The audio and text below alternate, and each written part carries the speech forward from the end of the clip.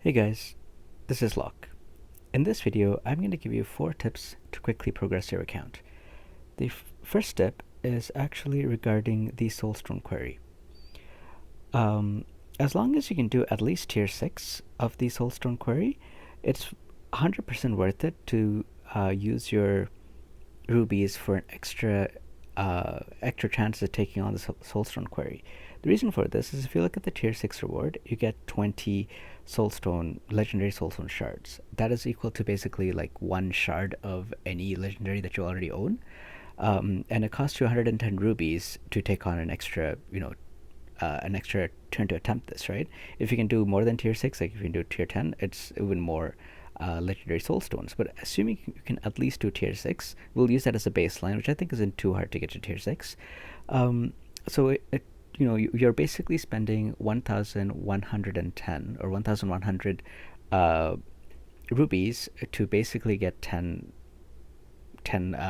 legendary shards of your choice, right? Whichever one you want to buy, you can buy it from the Soulstone shop. That is, you can see from Alice, right here. You can buy whichever one you want, right?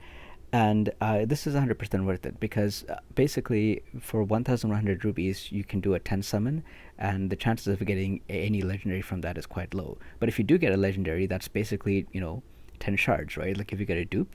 So this way you're basically guaranteeing yourself of getting one dupe legendary uh, for every 1,100 rubies you spend. So this is like the best value for rubies that you can ever get.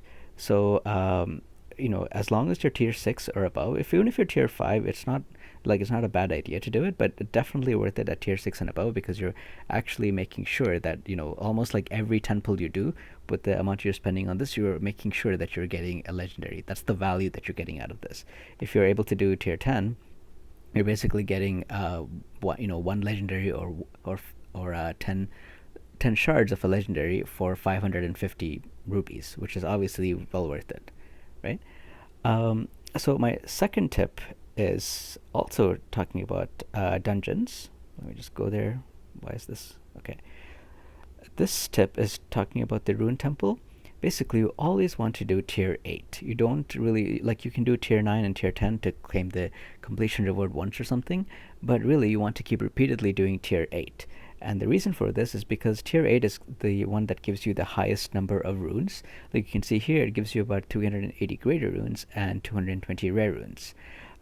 Tier 10 only gives you, like 420 rare runes, but it doesn't give you any greater runes at all.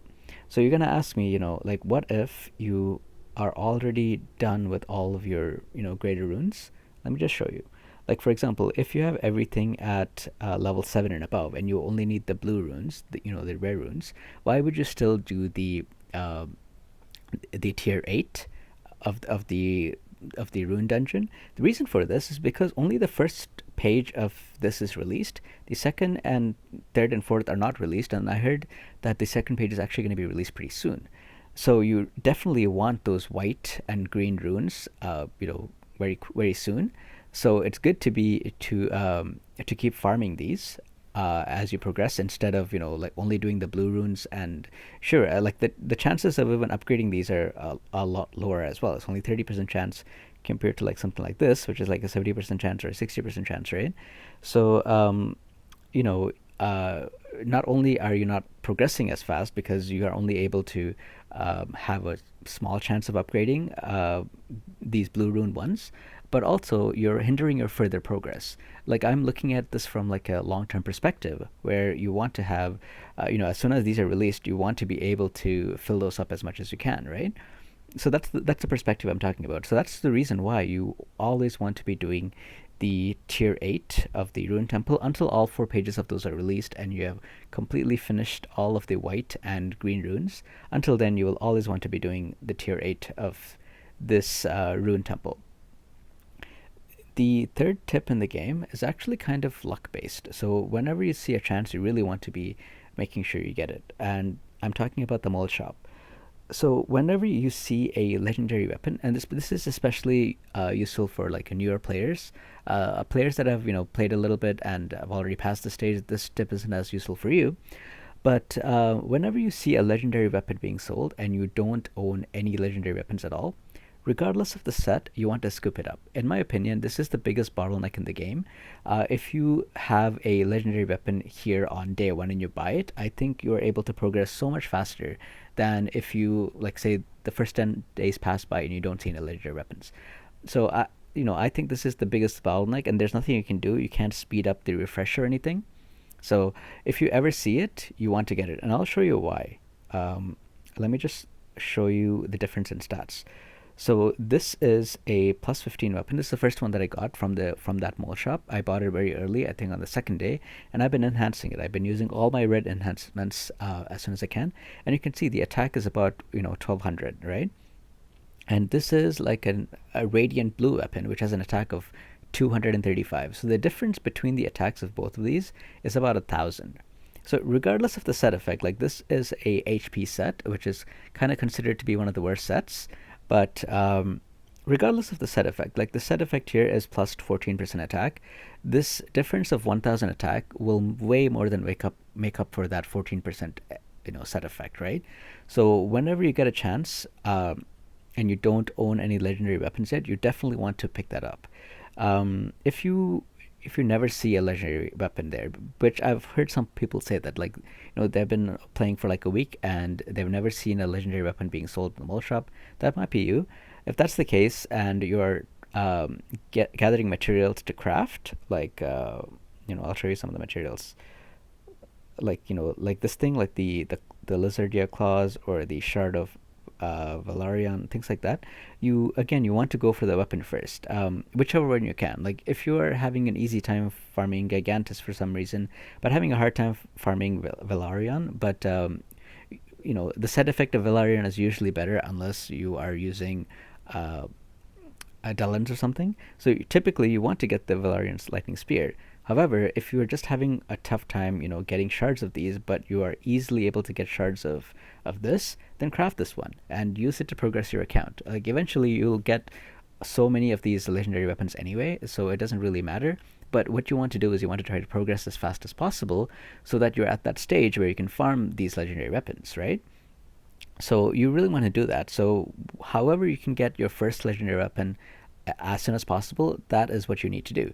And if you're unlucky enough that you never see it in the mall shop, you need to be able to craft it, or get a lucky drop or something. But if you're trying to craft it, don't go for the armor. The first thing you want to craft, if you don't already have one, is a legendary weapon of whatever materials dropped for you. So that was tip number 3. And my last and final tip is uh, to think about progressing story more than progressing raids. I'll give you an easy example. Like suppose you are stuck on hard number 1 and you're thinking of, you're fighting Quecha, and you need to level up your what's his name, your GUI, right? You need to invest more in GUI, but at the same time, you also know that crit sets are probably going to be what you want to invest in most. So you're also thinking of doing raids, and you are stuck on, like, say, raid number 6, and you're thinking, should you invest more in Rudy, who is a blue rare, and you're thinking maybe you'll get more use out of him, or should you invest in GUI to take on hard level 1, chapter 1 hard? So what do you do? I would highly suggest that you focus on story more than raids. And the reason for that is, I mean, I mentioned in a different video before. How do we get out of the screen? I mentioned in a video before that most of my legendaries that I farmed come from field exploration, and a lot of them came actually from the hard field exploration for these 3 stages. So the sooner you can get to this, the faster you can farm your legendary weapons. I find that they drop pretty infrequently, like very, very rarely in raids. Usually if I do get a legendary drop, it's a crafting material, it's not a weapon or a armor. So I need multiple of those, and I also have to farm, like, the broken leather or whatever it is, and it's really hard for those things to come by. Like if I look at my weapons, right? Like I have I have 7 of these, but I don't think actually I do have enough of those. But if I look at the armor, if I look at the armor here, like I have enough of these to craft. Like I have enough of the legendary materials. The stuff that I'm missing is actually the leather, right? Like I don't have enough of the leather to craft the armor that I need. So if you're going the crafting route and you're doing these raids to get crafting materials, you might find these like leathers or like jewels or ore. Like in my case, I have a lot of these ores because I don't really make weapons so much, but I make a lot of armors and accessories. But you find that those things are bottlenecks. So the fastest way to get legendaries, in my opinion, is to do field exploration. And so to do field exploration, you need to actually beat the story to get to that stage. So if you ever have a choice where you are stuck between investing in one of two things, you can either invest in something to beat the next chapter boss, or you can invest in something to beat the next raid boss. I would suggest that you focus on the chapter boss, the story boss, because also usually when those boss, the investments that you make for the story boss typically also help you to do one of the raids. Like if you're focusing on chapter one hard, that probably doesn't have a high relation to the Valerian raid, but it'll help you to do the Gigantus raid, right? So whenever you're focusing on a story boss, it typically also helps you to do raid. Probably not the raid that you're looking for. It might be, but most likely not. But however, in the long run, it will help out. And these tips are designed to help you to take like a long-term view of the game. It's not like, oh, this is what you need to do immediately to get the most power today. But over the course of the game, these are the tips that will help you to really get the best value for your time and energy that you spend in this game. So, I highly recommend that everyone follows these tips, especially newer players. I think tip number 3 and tip number 4 are especially important for newer type players. The other two tips I mentioned, you might have figured it out already, but if you're newer, again, try to get to at least Soulstone Quarry 6. Soulstone is actually the most important dungeon that you want to focus on, because that's the one that's giving you legendary shards that you can use to level up your legendaries, right? So this is the one you want to focus on the most. And as long as you can at least do tier 6, or maybe even before, make sure that you're always refresh this, because this is the most important. That's basically the most important thing that you should be doing in the game, unless you are like a heavy spender or something that you're just gonna buy and summon legendaries until you max them out or something, right? But for most people, this is the most important tip that you should always be focusing on in this game. Anyway, I hope you guys enjoyed this video and these tips. If there's other tips that you can think of that I haven't covered that you think new players should know about, write them down below, and I'm sure people will read the comments as well, and hopefully they'll be able to see your tips. But I hope you guys enjoyed this video. That's it for me, so I hope you guys have a good day. Take care now.